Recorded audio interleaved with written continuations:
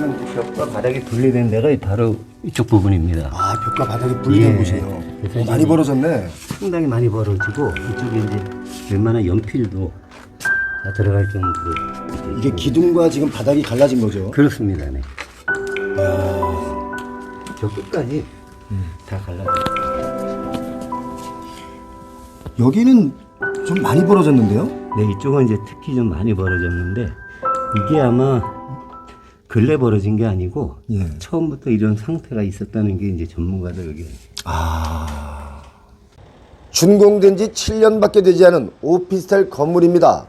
현재도 여러 곳에 심각한 균열이 생기고 있고 급기야는 최근 검사에서 안전진단 등급 5개 가운데 4번째인 D등급을 받았습니다. D등급은요, 사용 제한 여부를 결정해야 하는 매우 심각한 단계죠. 어떻게 된 일인지 직접 체크해 보겠습니다. 여기가 지금 균열이 있는 거죠? 네. 여기 뭐 그 위치가 이렇게 있으면 양쪽에서 무겁게 누르니까 가운데가 무게를 못 이겨서 이렇게 떠지는 거예요. 그래서 여기가 지금 갈라지고 있는 거죠? 네, 그래서 이렇게 타일이 다 깨졌어요. 이게 자동으로 깨진 건가요? 네. 이 오피스텔은 2016년 12월에 준공이 됐는데요. 전체 288세대가 살고 있는 곳입니다. 저 온수통이 양쪽에 있어서 무게를 못 견뎌서. 네, 처음에 그래서 이제 균열이 시작이 된 요거 이제 타일 같은 경우는 그래서 시작을 했는데 그래서 저걸 이제 대표님이 이쪽에 또 관리단으로 들어오시면서부터 500kg짜리로 바꾼 거예요. 양쪽 다. 네. 그래서 좀 균열이 좀 덜 가는 거야? 덜 가게 하는 거죠. 덜 가게 하려고 지금 타일 같은 것도 다 떠버리고 이러니까 이 무게를 좀 덜 하게 해야 돼서 500kg짜리로 바꾸신 거예요. 이 타일만 벗겨진 게 아니라 이게 그냥 붕 떠서 지금 떨어진 거죠? 이제 튄 거죠. 튕겨서. 네, 양쪽 무게 때문에 위로 튕긴 거예요. 그냥 이게 까진 게 아니에요. 근데 이게 층층마다 지금 거의 비슷한 위치가 이렇게 타일이 깨진 거거든요. 그래서 양쪽 무게 때문에 그런 걸 한 거예요. 양쪽에서 누르니까 가운데가 못 이기고. 부러지듯이. 그리고 중요한 것이 콘크리트 강도인데요. 예. 설계 기준 강도가 여기 보시다시피 2.4가 돼야 됩니다. 예. 근데 저희는 16.8이 평균으로 나왔고 상당 부분에 걸쳐서 11, 12, 14, 15가 나온 것이 많습니다. 여기 D등급으로 판단됨이라고 써 있네요. 네. 그렇지만 그 주요 부위는 2등급 판정을 받은 데가 많습니다. 기둥이나 그러니까 하중을 견뎌야 되는 부위는 2등급으로 나왔습니다.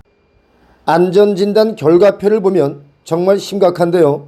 콘크리트 강도가 설계 기준에 미달로 나오고 있고 심지어는 건물의 하중을 바치고 있는 건물 기둥과 벽면에 들어가 있는 철근도 설계도에 맞지 않게 시공되어져 있다고 합니다. 이거 정말 뭐라고 할 말이 없는 건물이죠. 안전진단 전문가에게 물어봤습니다. 2등급은 사용하면 안 되는 위험한 건물이고요. 2등급은 철거해야 되는 건물이라고 생각하시면 됩니다. 7년밖에 안 됐는데 D등급이면 뭐가 문제가 있는 거죠? 여기 주민들은 뭐라고 그러시나요? 이제 저희가 공문을 붙였어요. 방송도 했고 이런 위험한 상황이라고. 그랬더니 이제 소유주도분들하고 운운을 하셔라. 그래서 이제 나간 집들도 있고 어제 어떤 분 그렇게 말씀을 하시더라고요. 제가 그래서 나가면 다른 사람이 또 들어왔을 경우에는 나만 살자고 나가지를 못하겠다는 그런 말씀까지 하시더라고요. 그런 분들 착하신 분들이 그러게요. 그러니까 내가 나가는 건 문제가지만 다른 분들이 여기 또 들어오면 그분들이 또 똑같이 피해 보는 거다. 그래서 좀 기다려보겠다. 입주민 중 20여 세대가 이사를 했는데요. 짐은 그대로 놓아두고 몸만 빠져나간 분들도 계십니다.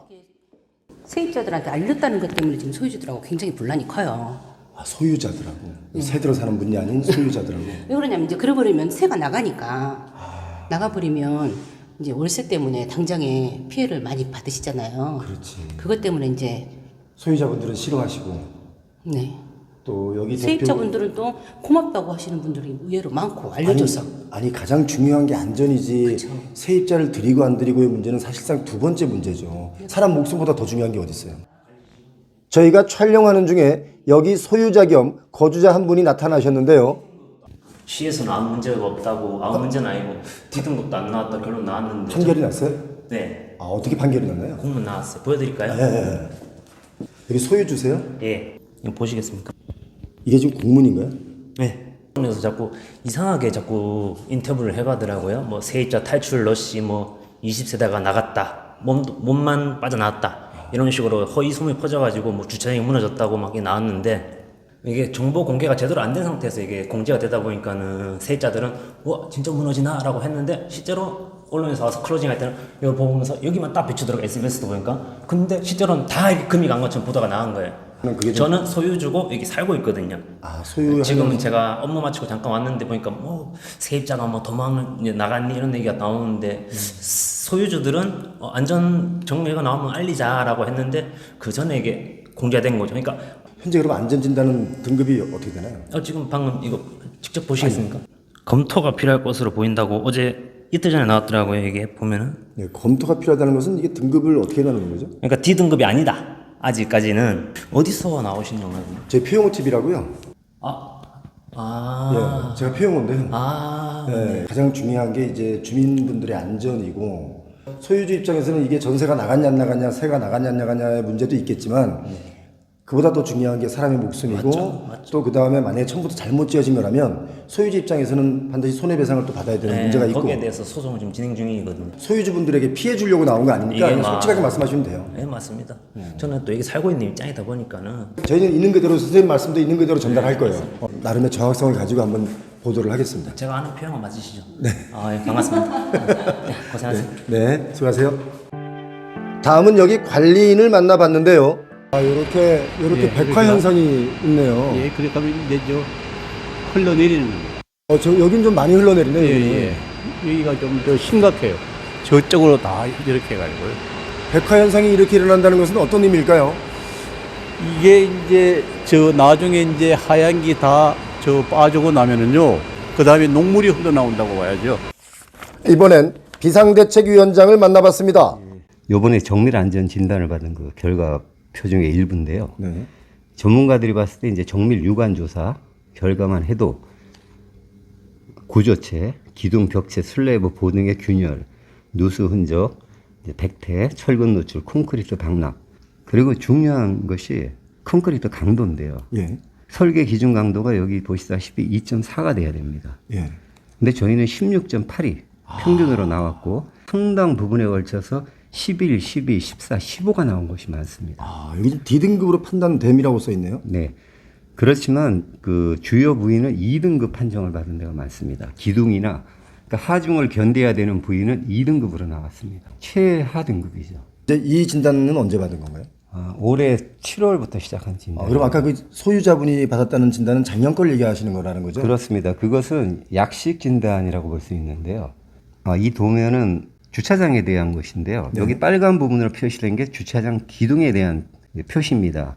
이 빨간색이 의미하는 것은 주차장 밑에 펀칭 현상이 있다는 거거든요.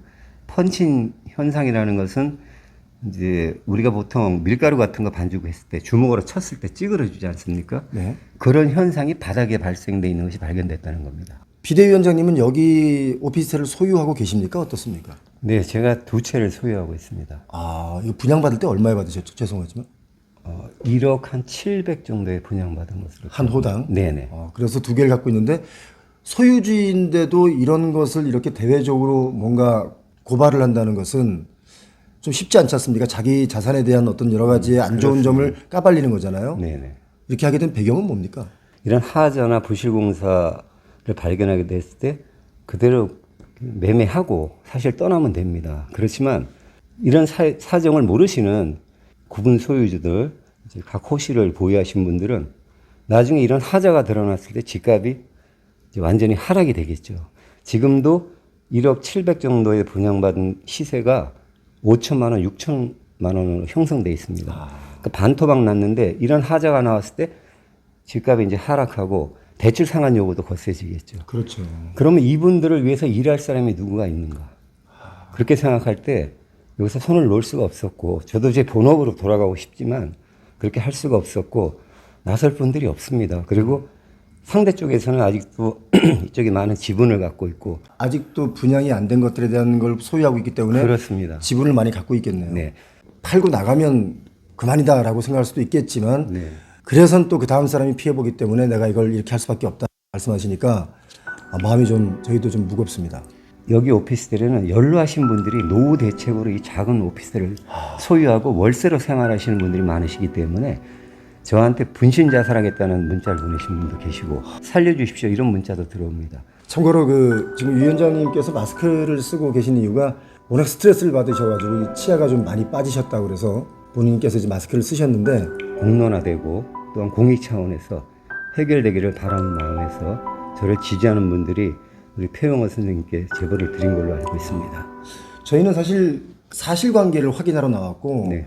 무엇보다 가장 중요한 것은 이런 주거용 건물이나 빌딩의 경우가 안전이 최고지 않습니까? 그렇습니다. 뭐 대충 지어서 일단 분양하고 돈 많이 벌면 그만이다라고 생각하는 것은 그건 저는 현대사회의 죄라고 생각하기 때문에 맞습니다. 특히 요즘 같은 경우는 막 이 부동산 가격이 너무 많이 거품이 네. 있어서 그것 때문에도 못 살겠는데 이렇게 하자가 많으면 그 역시 정의롭지 않다.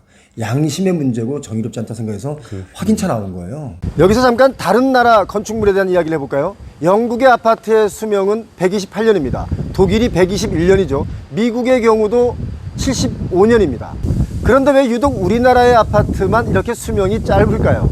왜 그럴까요? 좀 더 솔직하게 말씀드리면 똑같은 콘크리트와 철근인데 다른 이유는 바로 철학과 사명감이 다르기 때문입니다. 우리도 좀 길어졌으면 좋겠습니다. 표영호 TV였습니다.